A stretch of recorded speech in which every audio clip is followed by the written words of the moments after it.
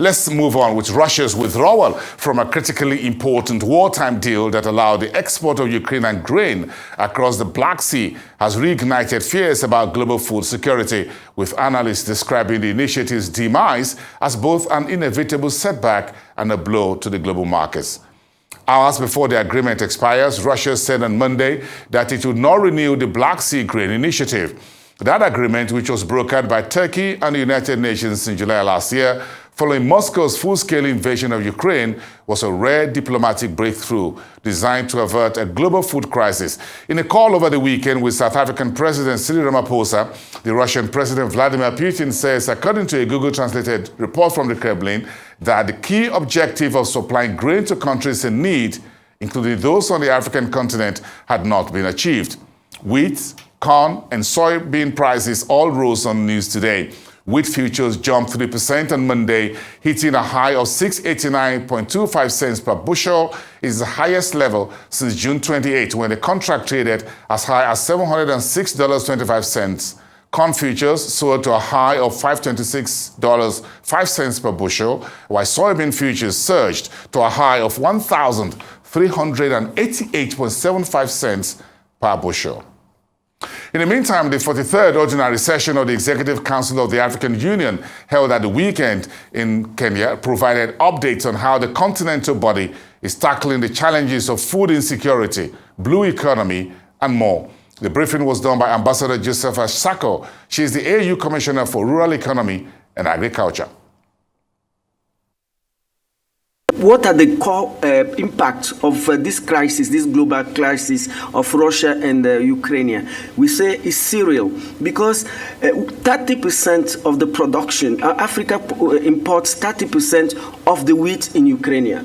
That has an impact, and also we import 35 to 50% of the fertilizer in Russia. So this impacted us very seriously, and the ADB and us, we came out with a very comprehensive program, which is the Africa Food Emergency Production Plan, which ADB puts to our member states $1.5 billion in order to produce 4 commodities, that is, 4 cereals, that is wheat, rice, maize, and soybean. So the program has a duration, a time for 4 years, and to produce it in 4 years. So one of the good lessons is that if we go to Ethiopia, if we look at Ethiopia, from this loan that they got, the grant that they got from ADB, today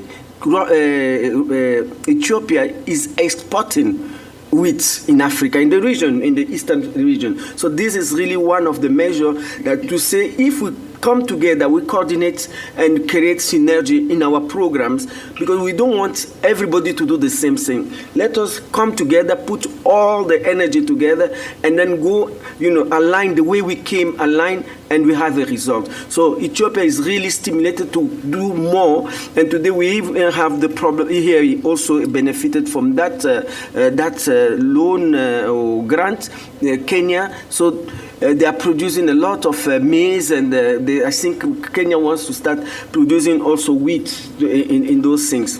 So in terms of still the issue of impact of the climate change, the areas that are affected, I said, but we engaged ourselves due to that task force that we created. We got $2.8 billion in a project called to build resilience of the food system in Eastern and Southern Africa.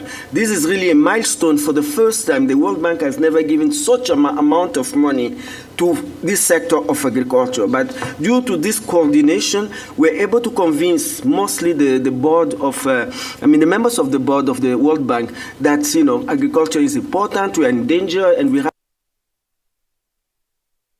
So we brought up this result. I'm just giving the results of African Union so that most of the time people say, what is African Union doing? Too much depending on the partners. It is Africa. we need to take our own responsibilities.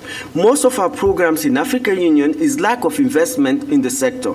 That's where the problem is, a lack of investment, because we need to invest in research and innovation and technology. Our productivity is the lowest productivity in all the region globally, in terms of globally. So we need to really invest in this type of program. This program with the World Bank is 8 years, and we believe that in 8 years we are going to change the narrative. We are going to improve in terms of food security.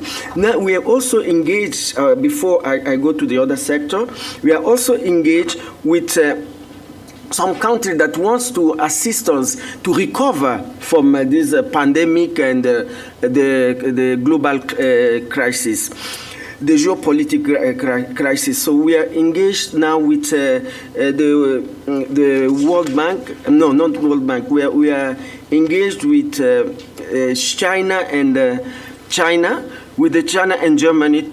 But with the China the program is to modernize African agriculture. From their experience, we are working with them. They have given us already $2 million for us just to prepare the studies, so that they will start working with our member states to modernize, because the way we are doing agriculture, our farmers, we need to strengthen and build capacity of our farmers on the continent. We also have a support from Germany. With Germany, we are calling it we are calling it the modernization cooperation between Germany and also they are also in the modernization of cooperation and dialogue, African agricultural dialogue. It's important to have the African dialogue, because through the dialogue we can bring the stakeholder, farmers, civil society, to have the dialogue and know what is the need. But today we will do it with Germany, but we have already done it when we prepared the first UN Food System Summit. We came during 2 years. We were, doing a national consultation, and we came out. We were the only region that we came out with one important tool, which is the African Common Position. So this African Common Position has 43 game changing. So when we are talking about 43 game changing, we are talking about the infrastructure. We are talking about the infrastructure in the rural settlement, because the youth, we are the really capital that we have, human capital that we have, to go and produce. Our farmers are old. All of them, they don't want to go to the rural settlement because there's no internet. Today, everybody is linked on the internet. So all these areas, we touch it if we want to change. We have to bring also storage facility, because we have 30% of our farmer produce. This 30% of the produce, it gets lost because of lack of storage. So those are the areas that we really need to, bring more input. The fertilizer, we are organizing our fertilizer summit, because in 2006 there was the first fertilizer summit, the Abuja one, where our head of state, they say we should use at least 50 kg per hectares. How many countries were on track? No countries on track. While if you go to Asia, the yield per hectare can get to 150 kg for maize, 120 for rice. They have a very high yields. But in Africa, our average is 18 kg per hectare, which is very, very low. We didn't even got to reach 50 kg per hectare. That's why here in Kenya, we are going to organize in October the fertilizer summit, so that and soil health, because most of our soil are deteriorating. So we need to do. So those are the type of really engagement. So to finish with the agriculture, I don't know what is my time, because I want to give you time also to ask me questions.